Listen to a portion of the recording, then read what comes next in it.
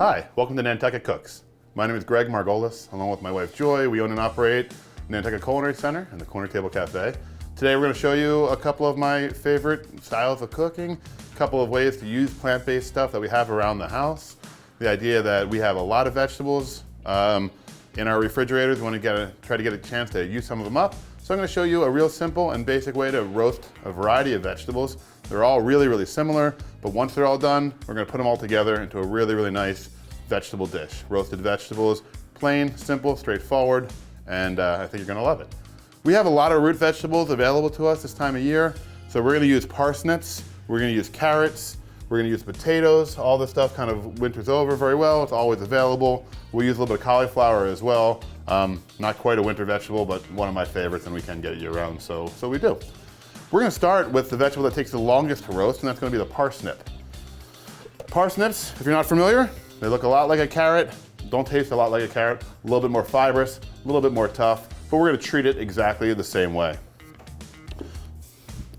We're going to use our peeler. We're going to go through and peel all the parsnips before we cut them.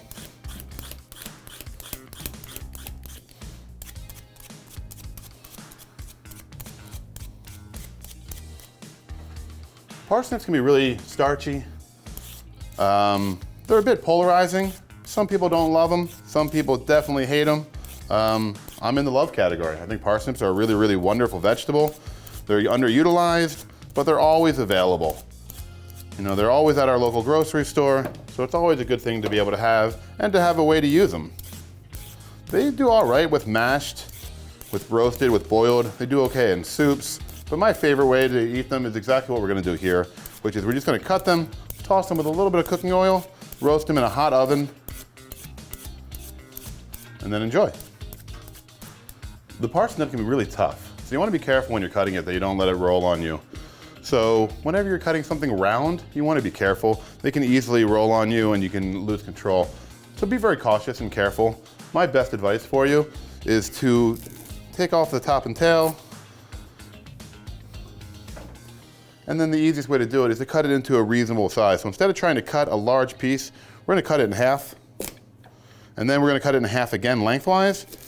And this way we guarantee that we have a flat surface to work on. It's a much easier way to handle these kind of things. And once we have them flat, we're just going to do them a bit of a bias cut. A bias cut is instead of a straight perpendicular cut, we're going to do it on a bit of an angle.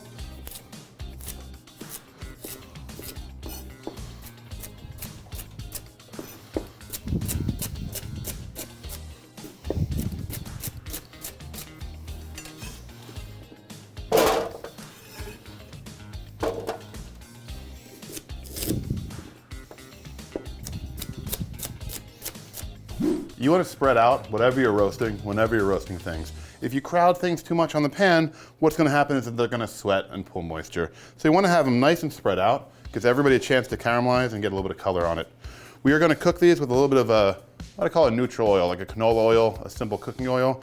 We love olive oil here, and we are going to use olive oil, but we're going to use olive oil at the end as a seasoning, not at the beginning.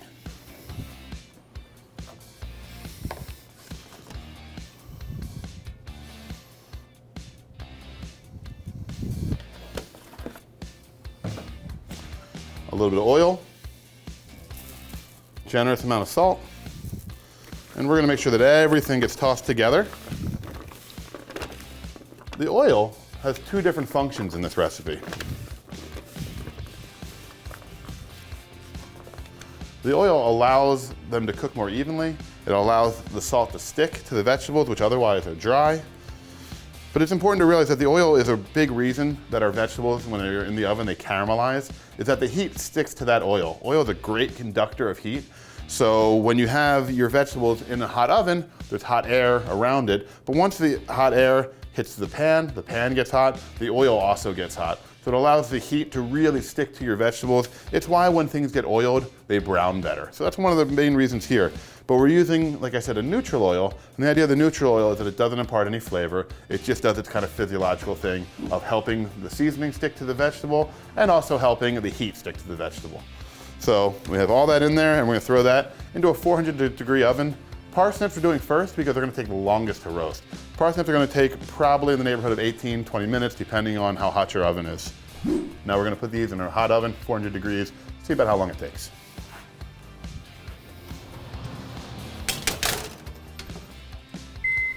Next, we're gonna cut up and roast some carrots.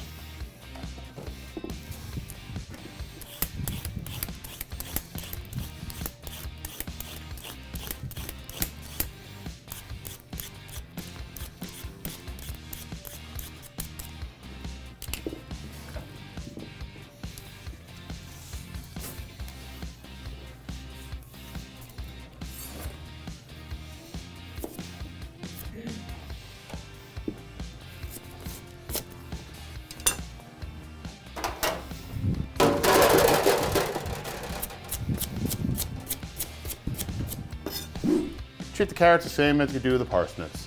Peel them, cut them on a bias. Don't crowd them too much on the pan. Generously season them.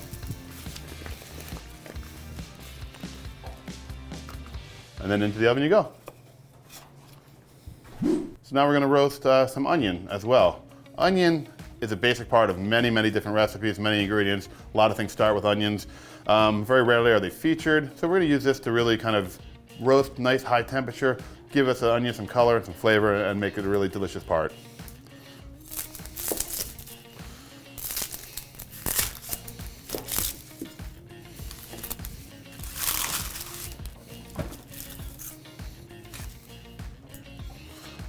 Once we get the onions cut in half, peeled, we're ready to go, and we're just gonna do like a really big dice on these guys. So what we'll do is we'll take the onions half like this, peeled, nice and clean, and we're gonna cut them into about inch-long strips, inch-wide strips rather. So with an onion of this size, we'll get 4 nice strips out of it. And the idea now is to come across these 4 strips as you see them, and we're gonna come across and cut them into dices that are about as wide as they are.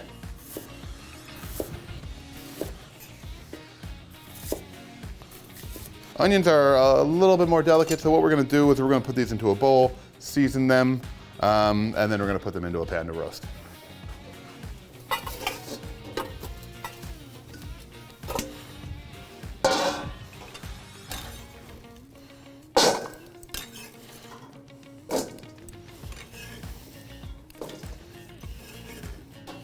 We're gonna now, the onions are in a bowl, we're gonna break them up with our fingers, and we just don't wanna have these big chunks. We just don't want to have these big chunks, and we want to have them separated. So that instead of having a chunk of 4 or 5 slices trying to cook together, we'll make sure that they're all pretty well separated. And we can do that just by kind of going in there and squeezing them up with our hands. We're gonna add a little bit of salt.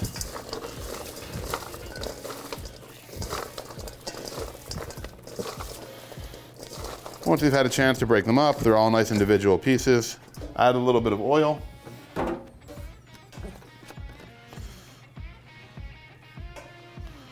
I'd say about a tablespoon of oil, give or take. Just enough to coat everything.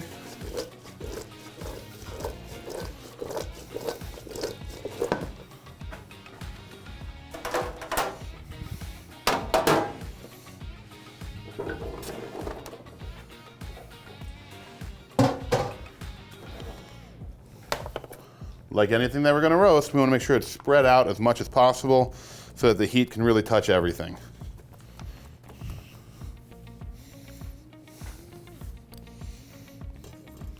And right into the hot oven.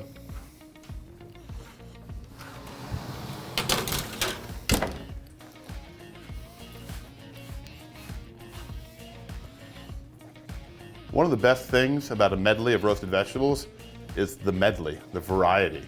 Right, so right now we have 3 vegetables in the oven, but we got a lot more, and we can do a lot more. So let's take a minute to put in a few extra vegetables. Potatoes, cauliflower, red pepper, all of these vegetables that do so many different things are also really great to roast. So I'm gonna go through now and just cut some peppers, some potatoes, some cauliflower, prep all that for roasting.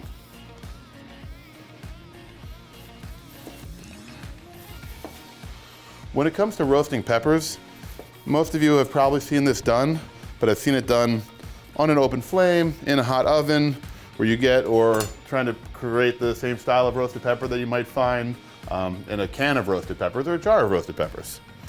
We're gonna do something just a little bit different here. The idea that we have more just pieces of roasted pepper.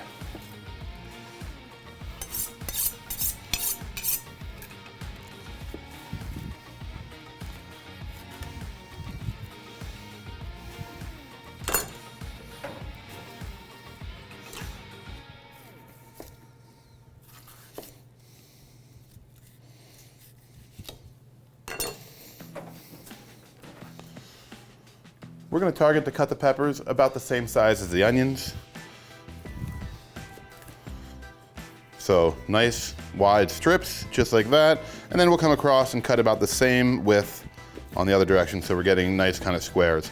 Just make your own judgment whether the pepper piece is big enough to make 2 strips or 1 strip or 3 strips.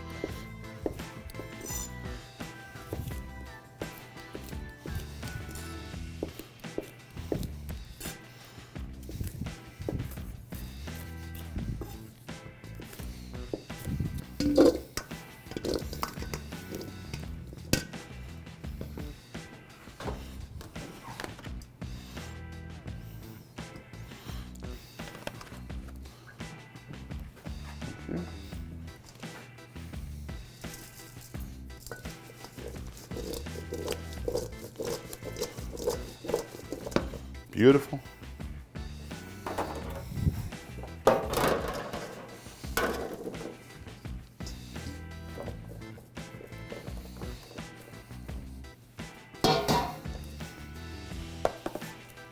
Again, nice space, not too crowded. Give everybody a chance to cook.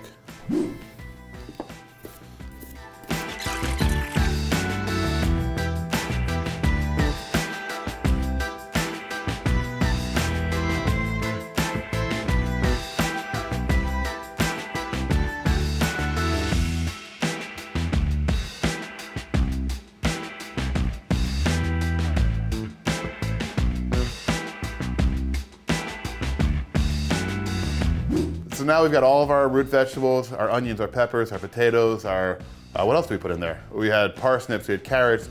All of these items are now in the oven. They're roasting at 400 degrees. It seems a little bit like extra work because we have to put them all in separate pans, but the truth of the matter is every vegetable roasts a little bit differently.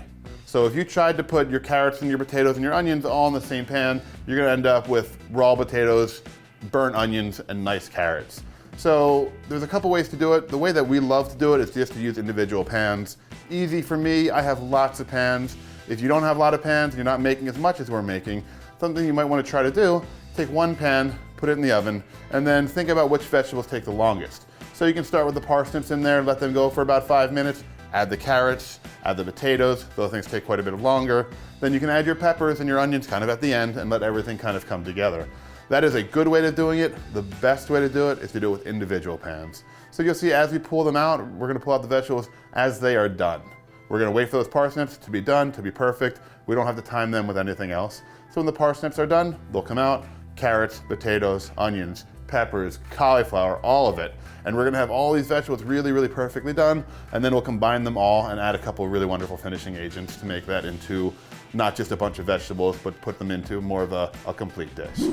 So now we have all the vegetables combined in a bowl, but now we gotta make them special. We gotta do something a little bit extra for them. And what we're gonna do is we're gonna add lemon zest, which is gonna really brighten up the whole thing. When you have this many roasted vegetables, it becomes this really kind of hearty and deep dish and kind of like soulful food. So by adding a little bit of lemon zest and some fresh herb and some good olive oil, we're gonna really brighten up the whole dish and make it the kind of salad that you'd wanna eat room temperature, as opposed to, you know, with these vegetables, if you wanted to, be a really easy thing to serve with roasted chicken, with a grilled steak, and have this kind of roasted vegetable medley. But if you want them to stand on their own, I'm gonna think that a little bit of olive oil, lemon zest, and fresh thyme are gonna brighten the whole thing up. So we'll do the zest of a couple lemons. We'll keep the lemons nearby in case we decide that we want a little bit more brightness. Once it's done, we can add a little bit of lemon juice. But the idea here is that we can get this beautiful acidity, this great lemon flavor, and not have to add too much liquid to our food here. So we want it to be nice and bright, and lemon zest is a great way to do that. If we had to add lemon juice, if we had to add vinegar to get the acidity up, we're gonna add liquid to a dry dish, and that can be a little bit too much, especially because we're gonna put a little bit of olive oil on it as well.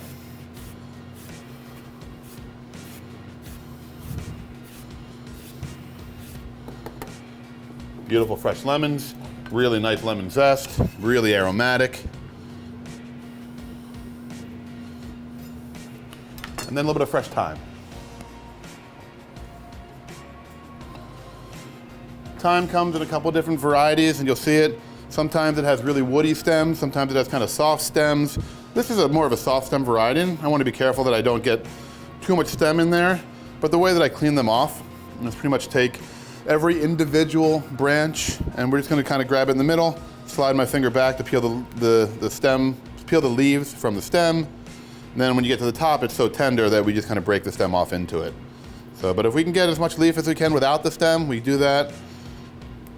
But if the stem is so nice and delicate, it's okay. We'll be able to chop it up and it won't be a detriment to the dish. If we were doing something like rosemary, where it has a really woody stem, you'd have to be very careful not to include any of that stem into the dish. But with this gentle thyme, with this thyme that's not so woody, it's really kind of flexible, it's really great. Thyme is an herb that I guarantee you, unless you're a professional cook, you need to use more of it. We do our best to use fresh herbs whenever we can, and that's one of the big differences between cooking at home and cooking professionally, is that professional chefs are gonna use a lot more citrus, a lot more fresh herbs, a lot more of those types of ingredients, you know, plus we put in more salt than you do, and that makes it extra delicious. But getting a little bit of the fresh herb, and again, we're just gonna pick the leaves off of it. If you have a really woody variety and you can just get the leaves off without any stem, you don't need to go back and chop it up at all.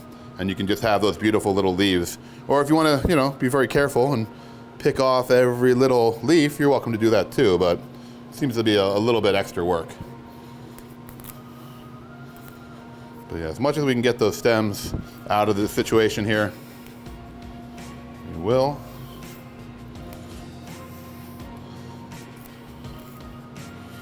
And then we're gonna finish it up with some really good olive oil. Olive oil, good olive oil isn't cheap, and cheap olive oil isn't good. So when you are using olive oil and you wanna use it a lot, I'd recommend not buying inexpensive olive oil and using it for everything. I'd recommend buying some really expensive olive oil and using it sparingly. Olive oil should be used as a seasoning, and that's exactly what we're gonna do with it here. We use a neutral oil to do the things that oil needs to do when it cooks, to help brown, to keep things from sticking, and to make it more delicious by caramelizing the vegetables. But when it comes time to that olive oil flavor, just right at the very end, really beautiful olive oil if you can get it. We use mostly here at the restaurant, we use Aria, which is a Greek olive oil, which is really, really excellent. But it's one of those things you have to be careful with, and if you can find a great olive oil and you know the story behind it, it's definitely worth taking a little bit of extra time. I know that I've been going to Italy last couple of years, and for the sole reason of picking olives and learning about olive oil, and I love it so much. So I hope that you can take olive oil, use it with care, make it delicious, make your food delicious, and keep yourself nice and healthy with it too. And you can see, we just go through it a couple times. Want to make sure if we're doing this technique that we spread it out a little bit, and that's when we chop through it. If we don't spread it out, if you leave it in too much of a pile, what happens is we just come down and we bruise all the herbs, and we end up kind of with a cutting board that's covered in green herb juice instead of, you know, when we do it with this technique, very little color hits the cutting board because we're just doing it nice and quickly and we're spreading it out thin, so when the knife comes down, it actually cuts what it hits instead of mushing it into the bottom. So beautiful, fresh herbs.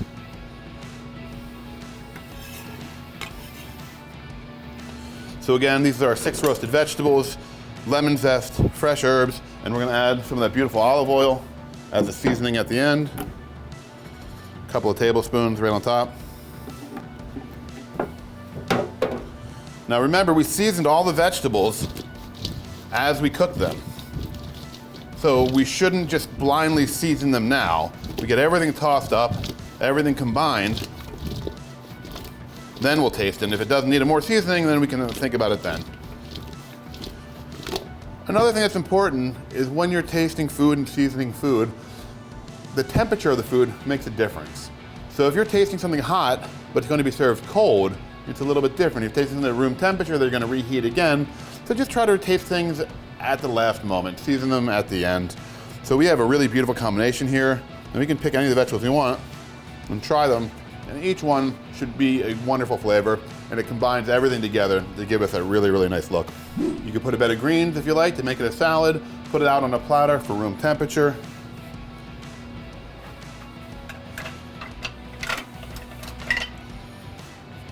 But what we're gonna do here is just put it out on a platter.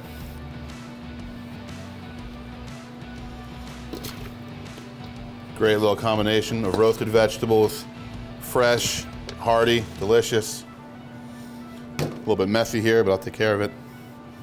And there we have it. Really, really nice dish.